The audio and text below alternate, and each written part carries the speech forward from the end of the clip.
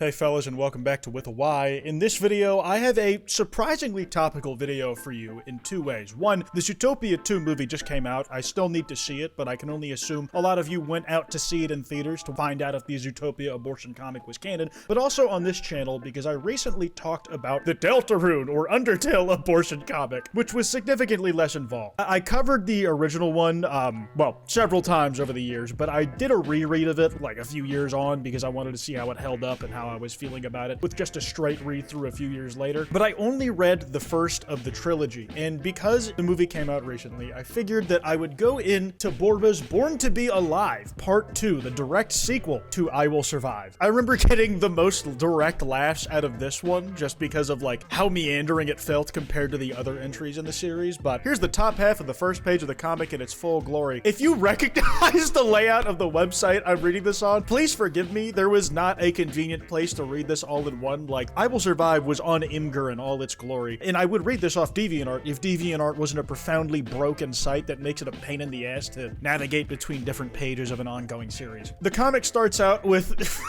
Nick the Fox being subtitled as Drunk Nick and just screaming for Judy because he misses her so much. He's slipping on stairs, he can barely watch his step, he's got red in his eyes, I presume he's Asian because he's overly flushed even on orange fur. Almost there, and he gets into his car drunk as hell, and I'm not gonna lie, this art is so much more funny to look at than I remembered the first time around, like just like how flatulent he looks like with his face. Oh shit, I have to drive. Let's just hope I don't get pulled over. All right, Nick, just be cool. Keep it between the lines. And he just puts in a piece of gum. Oh my god, dude. He blows a bubble, and predictably, it's not even the alcoholism that gets him into a crash. It's him closing his eyes while he's on the open road at night. Come on, you dumb fox, you can do this. Screech, crash, screech, smash. It doesn't really matter who he just killed because this was actually the ending of like an in-between comic that I forget the name of. If I remember correctly, that one was explicitly pornographic. This part, not so much. Judy, I'm coming home. Born to Be Alive, a Zootopia fan comic by Borba. Judy! Judy! Come on, open the door, I know you're home! I never noticed this. Judy has like 4 different locks on her apartment door because I feel like she's already gotten a restraining order on Nick. This happened to her more than once, just truly tragic. And she won't even open the door without the chain lock on it. Go away, Nick. It's 2 a.m. Besides, you're being quite noisy. Couldn't you just knock on the door? If you're gonna make such a fuss again, I'll have no choice but to arrest you for disorderly conduct. And suddenly he looks sobered up, like now that he's face to face with like what he lost in his life. Is that all you have to say to me after a year? Well, no, but this is quite literally not the time, and it doesn't matter how much I have to say. I don't really want to make the time. Leave me alone, Nick, and never come back. And this is why you should always wear shoes, just in general, because you're always at risk of stubbing a toe. He doesn't even like use the force of his hand to stop her from closing the door. He's like, let me stick my open toes in between the door while I know she's actively trying to close it. Just fucking breaks his shit. I'd noticed the stars here are drawn like you are taught to draw them in elementary school. I never learned to draw them better than this, but it's a fun artistic interpretation. Nick, move away from the door. Oh no, she's saying that panicked, not all official. No, I need to talk with you face to face. What is so important that made you come here at this time? Let me in and I'll tell you everything, Judy. But believe me, if I don't talk with you right now, I might not have another day to live. The way he says that, it's like, I got motherfuckers coming after me, but I think it's more of like I'm gonna end up driving my car off a cliff, maybe not even intentionally. All right, I'll let you in. Step back just a little bit, Nick. It's dark in here. I mean, it's almost like that she was just sleeping a second ago. The apartment looks the same. Everything is in its place. You didn't come here to talk about the furniture, did you? Okay, but I'm trying to get to the frames where Judy Hopps is drawn with some ass. I've milked this comic for just about everything it's worth monetarily, and I'm trying to eke out a little more, but like, as far as personal gratification went, that was always one of the main reasons, and I'm like, damn, that's body goals. I gotta work towards that, even as a robot. Jeez, how cold-hearted you are tonight. Again, crazy dialogue in the context of what, like, the situation is, but you already know this. Nick, I'm not in the mood for your antics. I gotta be on duty at 8 a.m., so yeah, I do know. This is the first time we've met in many months. Describing it as in many months, it feels like a Greek tragedy being renditioned on screen, or like the translation of a Chinese folklore story. Yet you only think about your job. Listen, it wasn't me who resigned from the police force. Unlike you, I have my duties. By the way, is it the alcohol that made you come here to see me again? Fuck, clocked immediately, dude. Never realized there was just like a picture of like a bunch of buddies in the background, probably the Judy Hopps family. The extended universe. It'd be nice if if you have some coffee for me. Do you want some coffee right now? I think you know where the coffee maker is. Help yourself. Damn, she really didn't change a single thing about the layout if she's like expecting him to know where it remains. Let me see. Yes, here we are. Still with some coffee. I just have to warm it up a little bit. I do appreciate the "our bitches" bit. Like, it just stuck in there for no reason. What I don't think I ever analyzed was the fact there's a Wonder Woman bunny that looks exactly like Judy Hopps on the fridge. Like, did you have that custom made? It's also nice that Whirlpool is the same appliances brand used for a bunch of shit in this comic. Like, there's a surprising amount of continuity between all the little details you see in the set design. Slurp. I'm feeling better now, much better. Minutes ago, you said that your life was at stake. Well, did I say that? Yeah, it seems I did. Just as I suspected. You lied to me. No, I only hustled you a bit. Okay, listen, literally saying that you're gonna die within a week is a little bit more than hustling. So your old self is back, alive and well. Didn't I tell you, Fluff? I will always survive. Always. Hey, name drop of the last comic. You gotta appreciate it. Nick, you son of a R bitches. Oopsie. Ha ha ha. By the by, say, did you do that? That? You mean my premeditated sin? Wow. Oh my. Did I really say such a thing? Sorry for this nonsense, Judy. I mean, if it's been months and you don't see a bump or a child running around, I don't know how the months in these work like with, you know, mammals of their variety or just cross species especially, but like, what do you think that happened to the baby, dude? There's a good chance there's gonna be like fucking 30. Wait, how many kids do rabbits give birth to at once? Okay, they have one at a time, but like, that means they have to have them rather fast, and if you're not seeing shit, dog, you should come to the same conclusion as the narrative is telling you. Yes, Nick, I did. Again, these things are just shockingly well drawn, and I went to Borba's page recently, and I believe they're still making Zootopia fan comics. I really have not checked in a minute. I can at least appreciate that they're still making use of their talents. They haven't let the wider internet discourage them from making art. I forgive. I don't need forgiveness. But it was a stutter. It was a stutter. We misread the situation. No, Judy, you got me wrong. I mean, forgive me. Forgive you? Let me explain. And then he does, what was the music video clip where it's like the dude sliding in to like grab a woman and then like press his head to her stomach and like hug her, embrace her lovingly? I know the gif, but I'm forgetting the guy. Swish! Nick! Nick!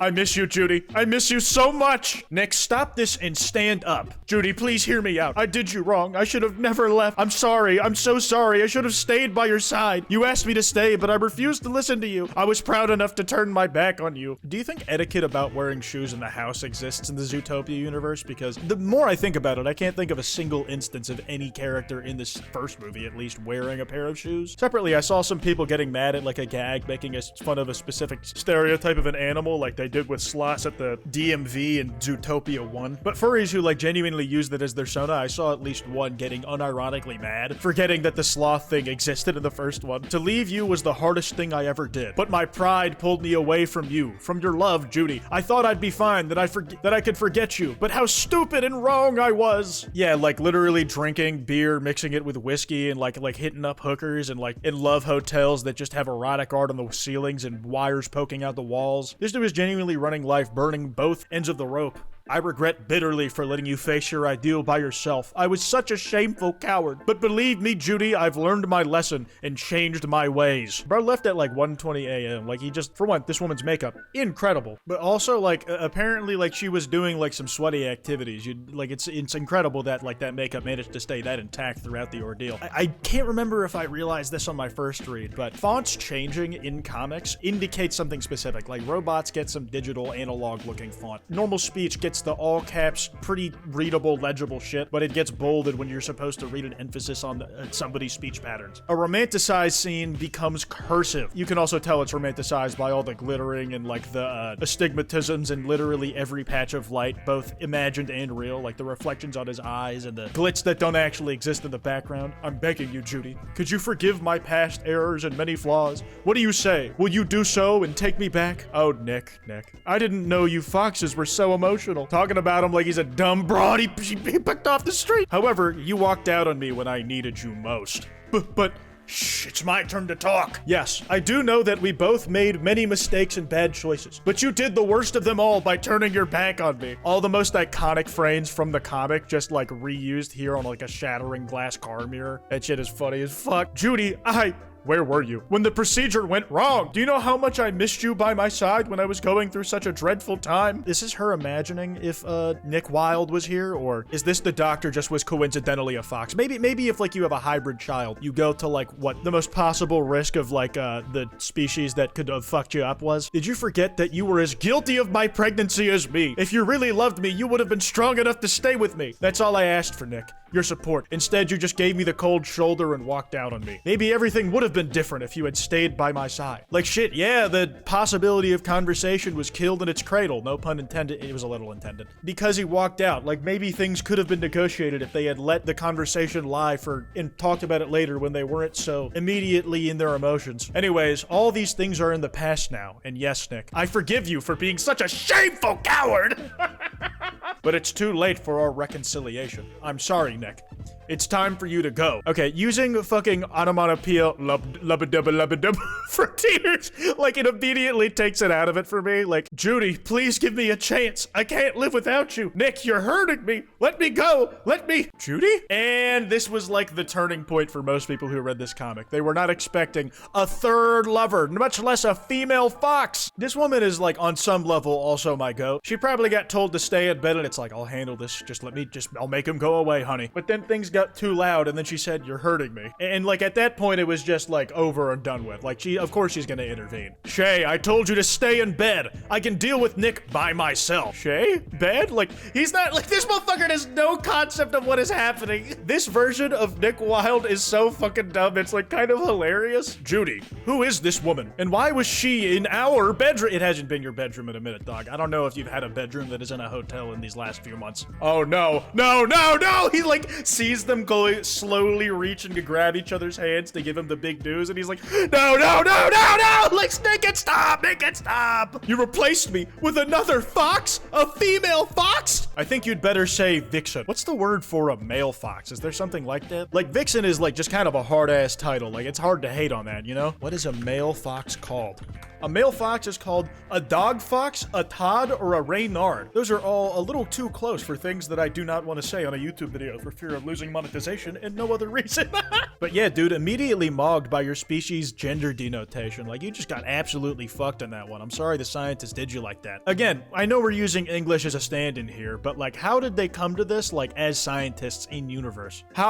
How come many things happened while you were away, Nick? While you were living a rough ramshod life, experiencing much more than you probably had in months prior, I was doing the same thing. I guess in situations like this, Judy wears the pants in the social situations, probably just because she doesn't have acute anxiety in the same way that her lover does. It has nothing to do with gender stereotypes or anything like that. It's just the fact that she's a cop and is used to this types of interaction in her line of work, that's all. When you went away, I was in despair, feeling totally miserable and alone. I just realized they use this. You'll see this especially in the third comic if we ever get around to it. They use this kind of like animal silhouettes and lightning shocks in the background shit all the time for dramatic moments. They probably did it in the first comic and I just missed it. I could not count on the support of my family, not after everything I put them through when I became a police officer, and especially after the two of us started to live together without being married. I completely, dude, I'm so bad at my fucking long-term memory because I can't remember if I made the joke. It's like, oh my god, she comes from a family of Christian conservative values. Like, you know their characteristics. Okay, I probably clocked that one. I didn't expect them to somehow accept my decision to interrupt my pregnancy. In the end, I stood up for myself and went ahead with the procedure. Signed, Judith L. Hops. I forget that Judy is also probably short for a name in most cases. I'm just used to meeting folks whose name is like Mike, but it's not short for Michael. It's just legally Mike. Of course, I kept my family unaware of what I was doing and what happened next. Luckily, she lives in a big city where she can create a family of her own. As the first rabbit to ever get an abortion! It's like, ever? Like, not just like a cross-species abortion, just like, period? I was fully aware of the how are they gonna know what the risks are if no rabbits ever fucking done it before, dude?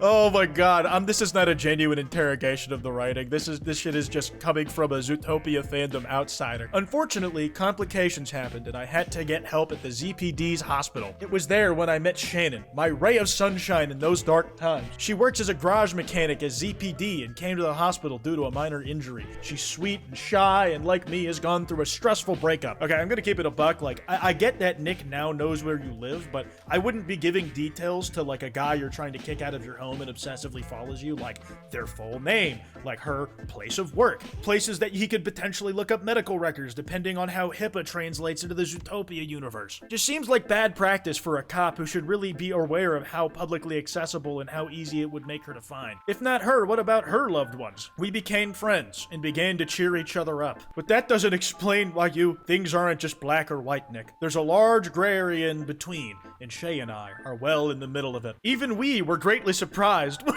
our feelings started to change. And like, it's nice that they're able to reminisce over like loving how they met each other in such a stressful scenario, while Nick is just in the corner canonically tweaking like this. This is probably the thumbnail redrawn in MS Paint. If it isn't this, I'm not sure what else it could be. He got damn close to ripping his own fucking ears off, man. You're not like that, Judy. You're just fooling yourself. Please dump this sapphic individual and get back to your true self. Don't you dare call her that. Yeah, seriously, dude. You're in like essentially her home now. You're like, you haven't been on the leash in a while, dog. Like, you cannot be talking this crazy. Like, don't forget, Judy's a cop. She could pull out the service weapon and dome you right here for invading her home. Ellipses from the shocked wife. I'm so sorry. Let her go. Let her bug off. And then hurting her wife? That's crazy. That's crazy. Ah! Shay, are you okay? Oh my, I'm sorry. I didn't want... I mean, you and Judy are now 1 for 1 on accidentally hurting foxes, at least an overreaction. Nick, get out of my home now. Still a crazy frame right here. Judy, please, I came here for you. Yeah, Nick, you came here out of the blue, from outer space, with a sad story and hoping I was all alone and free, wouldn't you? Talk to him, sister, talk to him. Oh no, Nick, not I. I found me a new love with someone who respects me. With her, I got a new life to live to start anew, because I deserve to live a new life, Nick. I was born to be alive. Roll credits. I'm pretty sure Bourbon named all of these after songs by one guy. Born to be Alive was Patrick Hernandez. I Will Survive was Gloria Gaynor. It was always like late 70s classics with Borba on these song titles. I think specifically from the year 1978? I could be wrong on the exact year on that. And I've also forget what the third comic is called, so we'll have to revisit that little factoid if we ever get around to it, considering how fucking slow on the uptake I am. We'll see if that ever comes. Judy, please, do yourself a favor and get out of my life forever! Goodbye, Nick. And he truly realizes on some level he fucked up here. He probably needed to hit this low, like he probably needed to hit this low of fucking, like, just fucking it up every, like, chance of reconciliation he had. Like, he literally got a forgiveness message from her. And at that point, it was too late. It's too late. Slam. Pant, and then cry. This is not easy on anybody. Whatever mistakes you think Judy made in the past in this continuity, you can't deny that this is an objectively traumatic experience for her. If the initial breakup didn't make her want to switch apartments because of the painful memories of just the environment, you'd think that this incident would, man. And then the color comic comes back around and they start making out. I'm better now. Much better. And that was Born to be Alive by Borba. I would say that was like fairly tonally consistent to the original comic, but it was dramatic in many different ways. Addressing social topics that I'm not really here to dissect at all. Just, I won't lie, the absurdity of it 5 years on of like originally reading it, just, it fucking gets me every time, dude. It's so good. It's enjoyable to do a dramatic reading of this many years later. And if you guys will allow me, if you guys want to see it, we can do part 3 and just round out this trilogy, and I can maybe be done milking this for the last time in my 20s. Be sure to follow me on Twitter at with a Y. That email's in the description if you guys want to send me any video topics. Anyways, piss off.